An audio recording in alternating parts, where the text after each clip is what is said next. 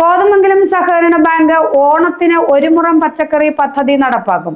ഇതിന്റെ ഭാഗമായി പച്ചക്കറി തൈകൾ സൗജന്യമായി വിതരണം ചെയ്തു.